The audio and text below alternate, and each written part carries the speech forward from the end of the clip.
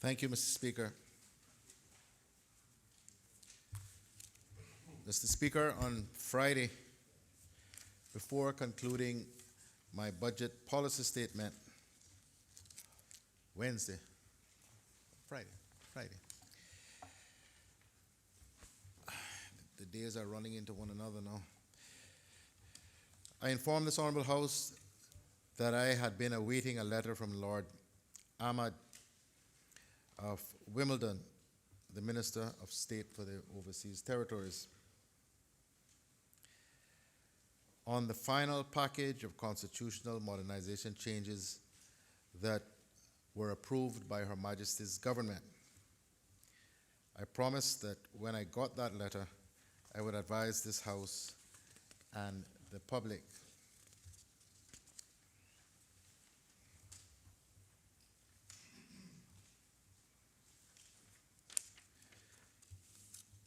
Mr. Speaker, the letter indeed arrived on Monday, and with your permission, I would like to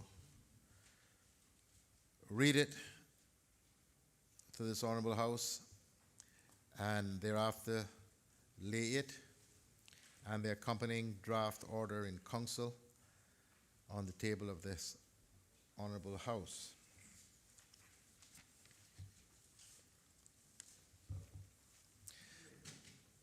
Mr. Speaker, the letter is addressed to me, dated 10th of November, 2019.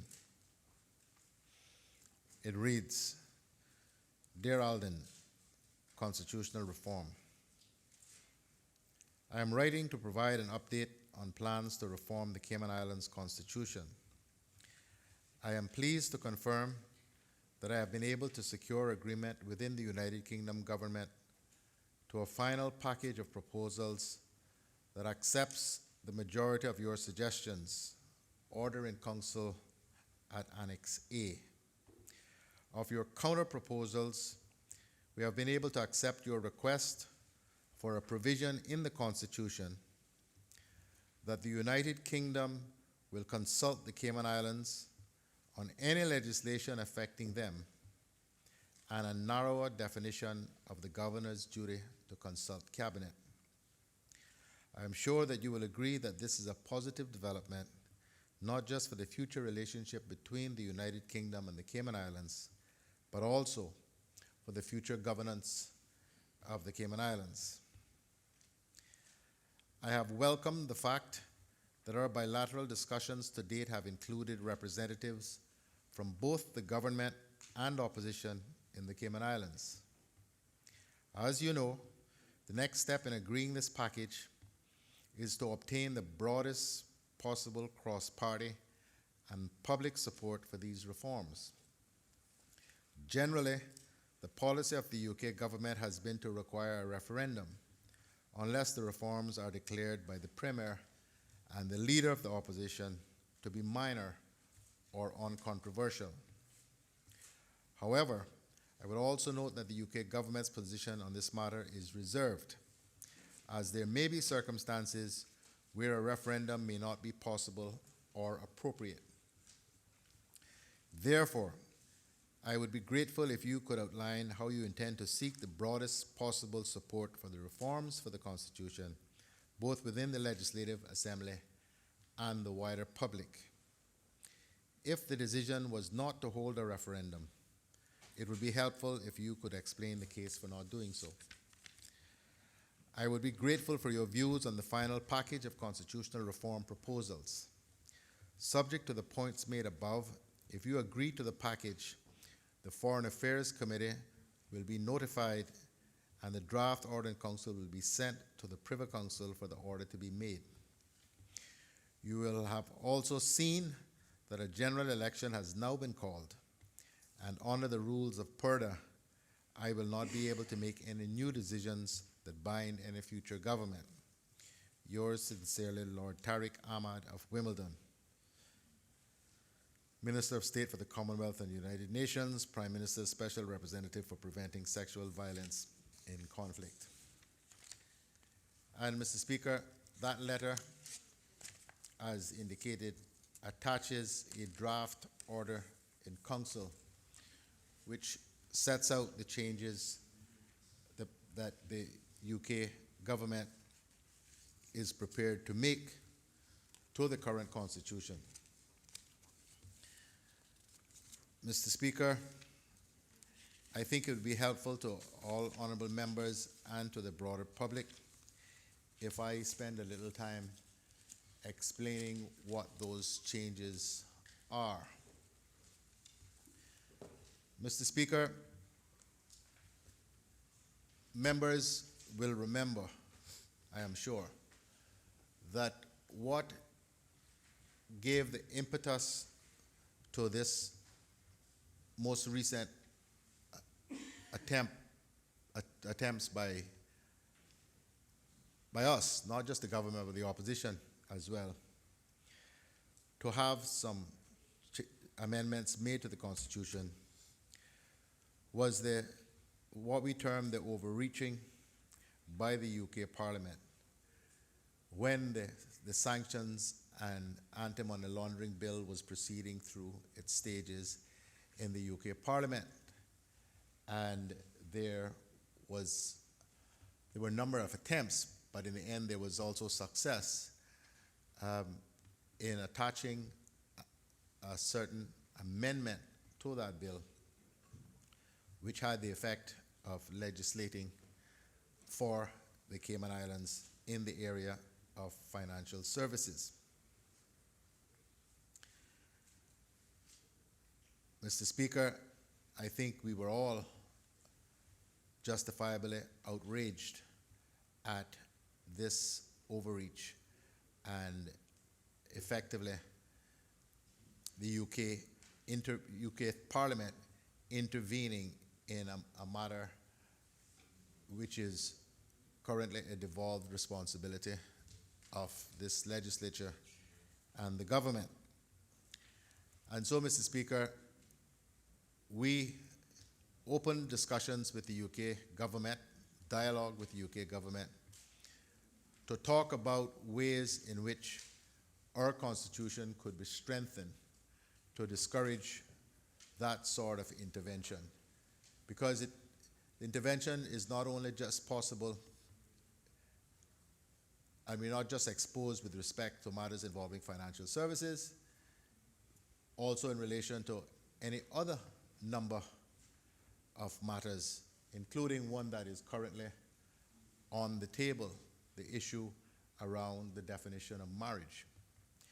So, and you can sit down and think through a whole range of issues which a UK Parliament, if it were so inclined, without any changes to our constitution, would be able to, and perhaps would be inclined, depending on the complexion that the new government takes on, to do.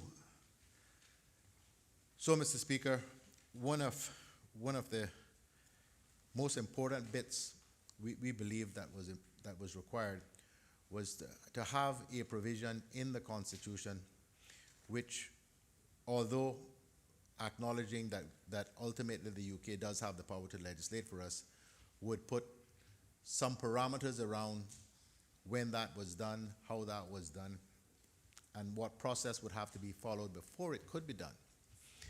Mr. Speaker, Section 125 of the current Constitution reserves unto Her Majesty the power to legislate for the peace, order, and good government of the territory. It's a provision that is common through almost all of the overseas territories' constitutions. Only Bermuda, I think, doesn't have that provision.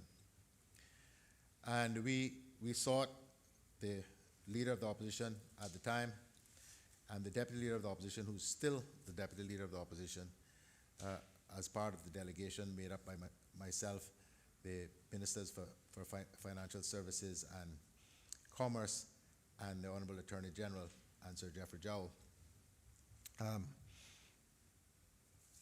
We sought to find ways to circumscribe that provision.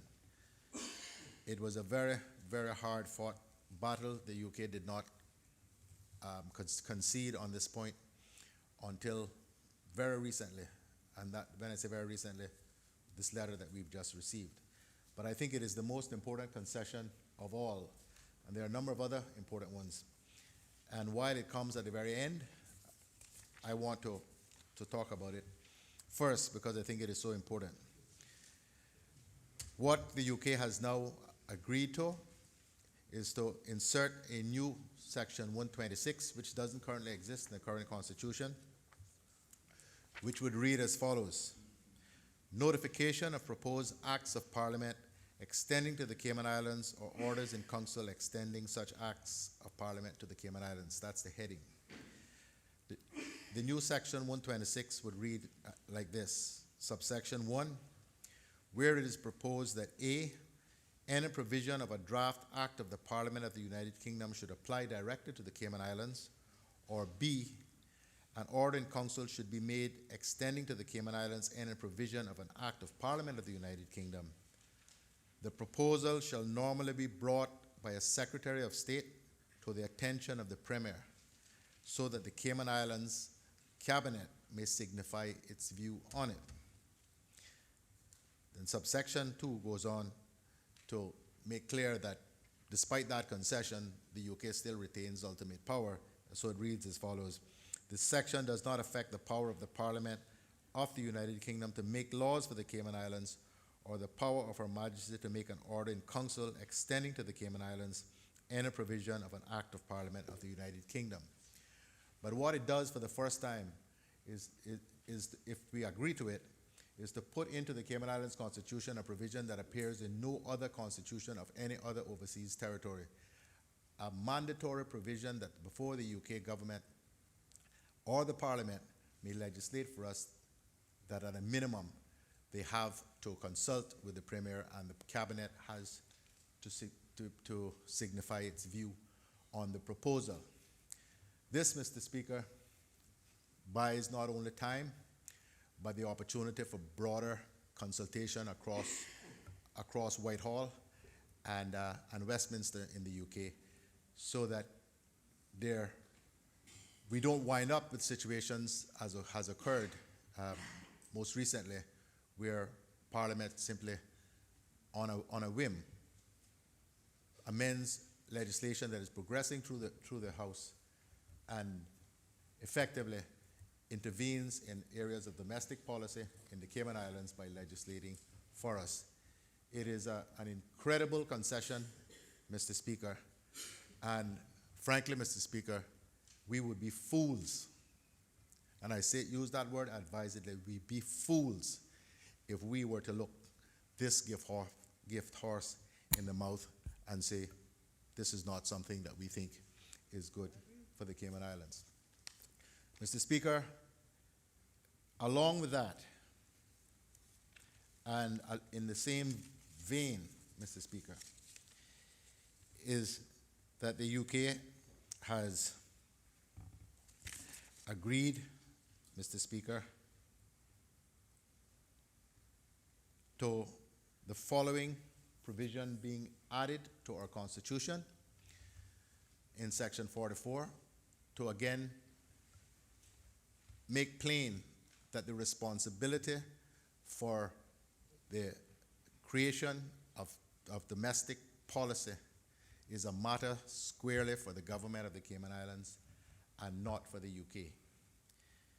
So, Mr. Speaker, it is proposed that Section 44 of the Constitution, which deals with the Cabinet, be amended by adding the following subsection: for the avoidance of doubt, it is declared, subject to this Constitution, that the Cabinet possesses autonomous and exclusive capacity in domestic affairs for any matter that is not one of the following: A, special responsibility of the governor under Section 55(1), and we know that those are internal affairs, external affairs, except to the extent they've been delegated.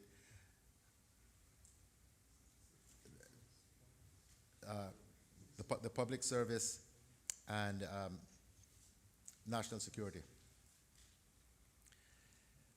B, a function which the governor must exercise under this Constitution or any other law in his or her discretion or judgment or in accordance with instructions from Her Majesty through a secretary of state, or C, a function which the governor is empowered or directed either expressly or by necessary implication to exercise without consulting the cabinet, or to exercise on the recommendation or advice of, or after consultation with any person or authority other than the cabinet. Mr. Speaker, that provision that I spoke about, subsection 5 of section 44, for the avoidance of doubt, it is declared subject to this Constitution that the cabinet possesses autonomous and exclusive capacity in domestic affairs for any matter that is not one of the governor's special responsibilities. It's something we have borrowed from the Constitution. It's not called the Constitution, but that is essentially what it is, of the states of Jersey. And we have known, Mr. Speaker, over the many years that the Crown dependencies are treated differently in almost every respect when it comes to constitutional matters than the overseas territories. And so we felt, and we had to press really hard, that to get a provision similar to what they have in their constitution, in our constitution, will give us some increased insulation and from intervention by the UK Parliament, or indeed the government, in areas which are devolved responsibilities of the local government. Mr. Speaker, the UK has also agreed that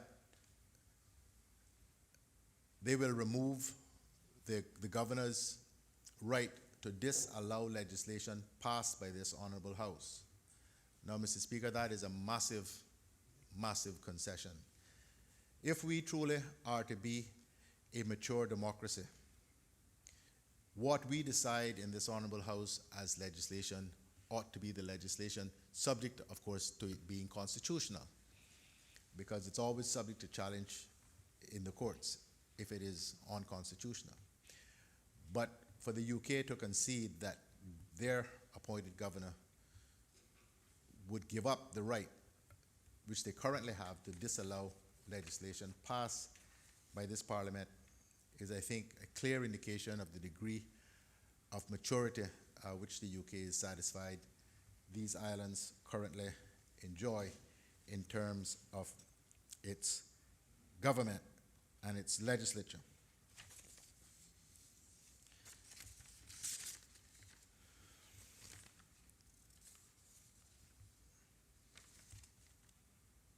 Mr. Speaker, there is another provision which many members are not aware of. In fact, Mr. Speaker, for a long time, I didn't even realize that a provision was still there in the Constitution. And that is the power in the Constitution for the governor, all by him or herself, to legislate for this jurisdiction in areas of the governor's special responsibility. Mr. Speaker, there is on the cards right now the ability of the governor, if this Parliament does not act in the way that the UK thinks we ought to act, to effectively legislate with respect to the definition of marriage. There is implicit in what the UK has said that clear warning that if this legislature does not act, they will. They can do so in both ways, in two ways. One, the governor can legislate directly for us under the current constitutional provisions, or they can act by order in council. The first is a fairly simple exercise and can happen very swiftly. The other is a much more complex exercise and would have to be approved by Her Majesty and Privy Council. But in this deal that we have negotiated, the government and the opposition at the time, the UK has agreed to remove the power of the governor to legislate unilaterally for this territory. Now, I don't know how other members in this House may feel, Mr. Speaker, but we all battle through the political campaigns for the right to represent our people and to make those decisions with respect to legislation. And Mr. Speaker, I have always bristled at the prospect of a UK appointed governor having the ability in one fell swoop, by one stroke of the pen, to legislate for my country. And again, Mr. Speaker, we would be fools in this House, and we ought to be tarred and feathered if we, having negotiated this, allow this opportunity to pass to remedy that situation. Mr. Speaker, those are the key and important bits that I think really move Cayman into a whole new dimension politically and constitutionally, giving us greater responsibility to control our own destiny. And Mr. Speaker, what caps all of that off is the UK's agreement for this Legislative Assembly's name to be changed to reflect the true standing that we will have in constitutional terms.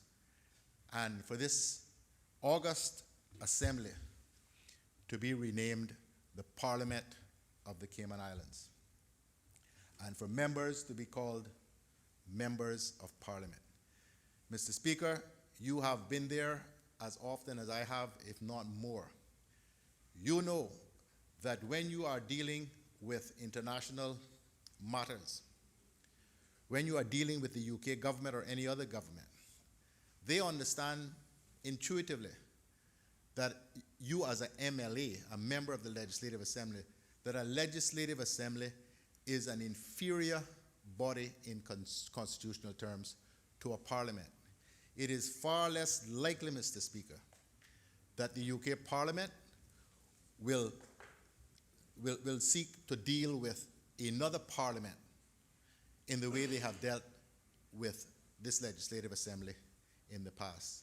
I hope members are appreciating the significance of the constitutional changes that collectively we can all take credit for, of moving this country, Mr. Speaker, to a whole new level where we have greater autonomy, greater responsibility, and greater sense of insulation from international assaults on our right to control our own destiny.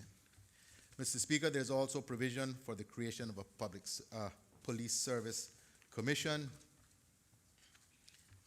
and a number of other sort of consequential changes. But one other truly important one, in the same vein, is the UK has agreed to amend Section 71 of the Constitution, which gives to the governor the power and authority to create standing orders for this House, to remove that responsibility from him and to confer it on the House. Now, Mr. Speaker, I hope, God willing, to bring to this House early in the new year the bill finally severing executive authority for this assembly being exercised by the governor. In practice, it's the deputy governor, but the authority in the Constitution is the governor. Mr. Speaker, all of this ties nicely together with that. We'll have an independent legislature in every sense. And this assembly, which is populated by people who have been elected by the people of the Cayman Islands, they will have the authority to decide what standing orders govern the proceedings here. Mr. Speaker, These are important. I can't stress how important these changes are, Mr. Speaker, to the overall advancement of these islands. Mr. Speaker, there is one other provision which I understand has given some members pause, and that is the provision which will allow, which will increase the number of ministers from 6 to 7, plus the premier which makes 8. Mr. Speaker, I have heard that some members have said that, and said to people in high places that I am trying to do this for myself. Mr. Speaker, I am prepared to give any undertaking necessary. We do not have to have an 8th minister during my term. I've only got 16 or 17 months here. I've carried this weight for 6.5 years. I'll carry it to the end if it kills me. I don't need to have another minister. Mr. Speaker, what I am trying to do, because I carry 3 big ministries plus the premiership, I can't be premier again, nor do I want to put in place a system which works best for my beloved country. Those who aspire to this role, premier and to government, ought to welcome these changes with open arms. This government has 16 months left to run. There'll be another election, and the complexion of government will be different. These are changes, Mr. Speaker, which are good, in some cases critical to the well-being of these islands. And Mr. Speaker, they have been hard fought for and hard won. Mr. Speaker, I lay this letter and this draft order on the table of this Honorable House. I welcome, Mr. Speaker, members to debate this as part of the budget and throne speech and policy statement debate, which will ensue shortly. And Mr. Speaker, look forward to what members have to say about it. And Mr. Speaker, based on what members say, is how I will be guided, Mr. Speaker, over the course of the next little while as to how we move this down the road. Mr. Speaker, I have had clear indications from the major players in the financial services industry, from the Chamber of Commerce, more broadly, based on the statement that I made on Friday, of how welcome these sorts of advancements will be, and how much, Mr. Speaker, how much comfort people will take in knowing that we have greater control over what happens here and less risk of our affairs being interfered with by people who not only have no idea what truly goes on here, but in many cases, Mr. Speaker, sadly, do not mean us well. I commend, Mr. Speaker, the letter and the draft order to this House, and look forward to hearing members' views thereon.